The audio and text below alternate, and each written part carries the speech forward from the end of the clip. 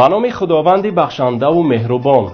درود بینندگان عزیز، بخش نوبتی برنامه خبری پیام نیوز را آغاز می‌نماییم. در استودیو با شما شهرت رحمت الله. اینک متوجه باشید به سرخط مهمترین خبرهای روز.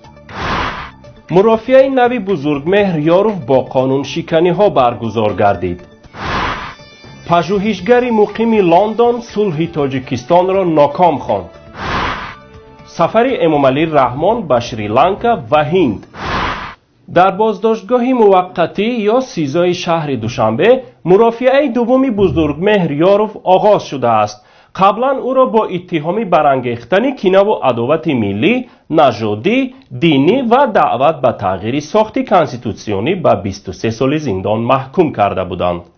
این دفعه این وکیل معروف دفاع را به تحقیر نماینده دولت ایبدار میکنند که امکان دارد تا 5 سال حکم نوی زندان گیرد. جبردیدگان این پرونده دادرس دادگاه شهر دوشنبه اسام‌الدین باباخانزاده و دادستانی کل رستم تقدیرزاده هستند که در مرافعه قبلی بزرگمهر یک وظیفه قاضی دیگر وظیفه ایبدار کننده دولتی را اجرا میکرد. آنها از بالای بزرگمهر شکایت برده اند که گویا آنها را در رفت مرافعه قبلی تحقیر کرده است.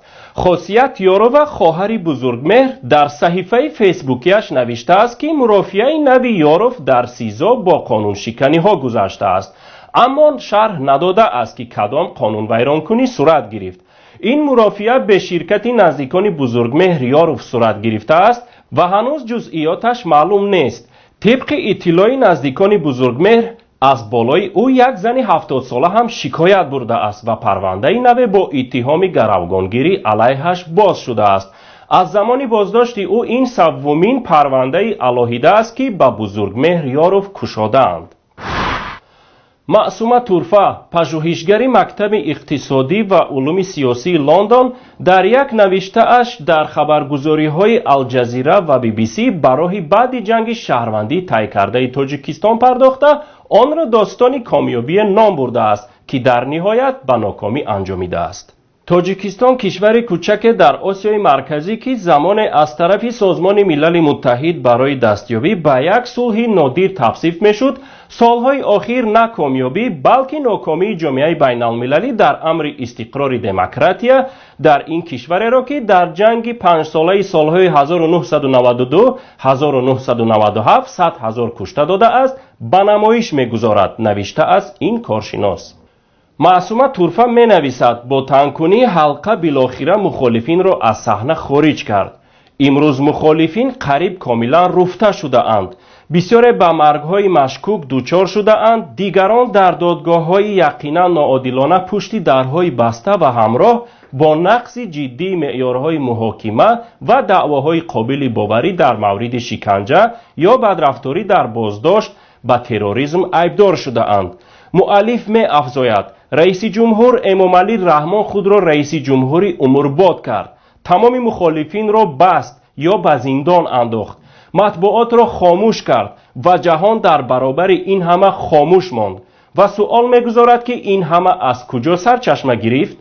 ترجمه این نوشته کارشناس دانشگاه لندن را از سامانه پیامنت بخوانید. دفتر مطبوعاتی ریاست جمهوری لانکا خبر داد که رئیس جمهوری تاجیکستان امامعلی رحمان امروز 12 دکبر با سفری دولتی 3 روزه وارد این کشور شده است. انتظار می رود طی این سفر امامعلی رحمان با رئیس جمهوری لانکا مایتریپالا سیریسینا، سروزیر رانیل ویکریمسینگه و رئیس پارلمان کارو جایاسوریا ملاقات کند.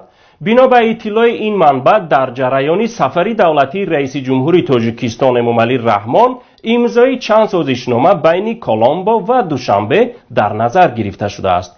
امامعلی رحمان همچنین ضمن این سفر از شهر کاندی پایتخت قدیمی لانکا بازدید کرده و با صاحبکاران لانکا ملاقات میکند. سامانه رسمی دولتی لانکا اول تاجیکستان را دولت اسلامی خواند اما بعدا آن را اصلاح کرد. با دنبال بازدید از لانکا امامعلی رحمان به هند سفر خواهد کرد. اکنون مختصر از خبرهای منطقه و جهان. دیروز در قرقیزستان رایپرسی عمومی خلقی برگزار گردید که در آن نزدیک به 80% مردم این کشور به پرره پارلمانی شدن قرقیزستان آواز دادند. من بعد صلاحیت‌های رئیس جمهوری این کشور کم کرده شده، صلاحیت‌های سروزیر که از طرف پارلمان تعیین می‌شود زیاد خواهد شد. دیروز در شهر استانبول ترکیه نزد میدان فوتبال بشکتاش ترکش به وقوع پیوست که بیش از 38 کشته و نزدیک به 200 زخمی به جای گذاشت. این ترکش را سازمان تروریستی شاهین‌های آزادی کردستان به دوش گرفته است. حزب نهضت اسلامی تاجیکستان با ارسال یک نامه همدردی خود را به حکومت و مردم ترکیه بیان نموده این عمل تروریستی را شدیداً محکوم کرده است. بینندگان عزیز، اینجا به پایان برنامه خبری پیام نیوز رسیدیم. شرح مفصل خبرهای ما را از پایگاه خبری پیام نت و گزارش‌های ویدیویی ما را از یوتیوب پیگیری نمایید. برایتان خبرهای خوش و سروری زندگی را تمنا می‌نماییم. تا بخش‌های نوبتی خیر، خدا یار و یاورتان.